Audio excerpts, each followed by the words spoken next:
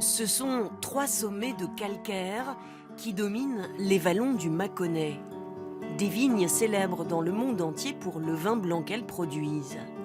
Au centre, la roche de Solutré, un éperon qui culmine à 393 mètres.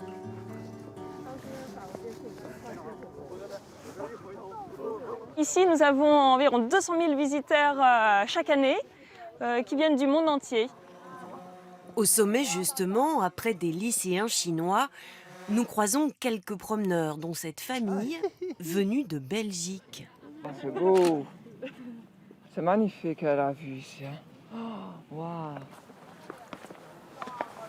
Et on a une très belle vue sur tout l'ensemble du paysage et c'est ce qui nous intéresse en fait. Voilà, la vue sur les vignes, c'est très Bourgogne et c'est ce qu'on est venu rechercher aujourd'hui en fait.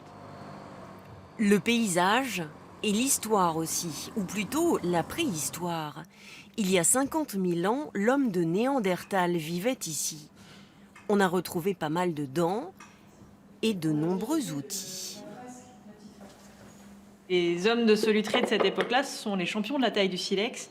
Ils font un outil qui est très spécifique qu'on appelle la feuille de laurier, qui est un outil très fin, qui est compliqué à réaliser sans la casser en cours de route, mais qui après est redoutable une fois sur le terrain de chasse.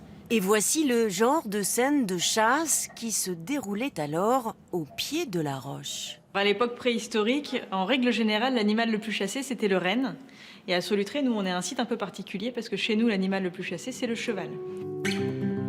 Ce cheval, ou presque, le voici 50 000 ans plus tard, sur les hauteurs du mont Pouilly.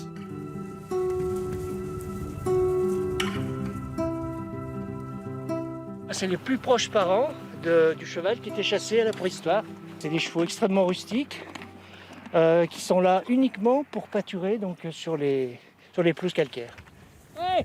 Pour clore la balade, ce guide de pays nous emmène ensuite un peu plus loin. Voilà, depuis le mont de Pouilly, la roche de Solutré et derrière, la roche de Verzisson. Je reprends toujours la définition de Lamartine. Il disait 2 étraves de navires pétrifiés émergeant d'une mer de vignes. Ben voilà, moi je pense que poétiquement on ne peut pas faire mieux. Déjà classé grand site de France, ce paysage vient de recevoir le label Site remarquable. Une façon de protéger ce patrimoine et les savoir-faire ancestraux qui permettent de le conserver en l'état. Vous voyez bien que là, la terre, si elle est partenue par quelque chose, eh ben, avec les pluies que nous avons eues récemment, elle va s'ébouler. Mais prenez surtout Avec passion, Gérard et son équipe retapent à l'ancienne ces murs de pierre sèche qui bordent les vignes. C'est ce qu'on appelle le patrimoine vernaculaire. Ça comprend les murs de soutènement, ça comprend les murs séparatifs, ça comprend les croix, les lavoirs, les cabanes en pierre, qui font partie du paysage mâconnais. Hors saison, le site est quasiment désert et la roche respire.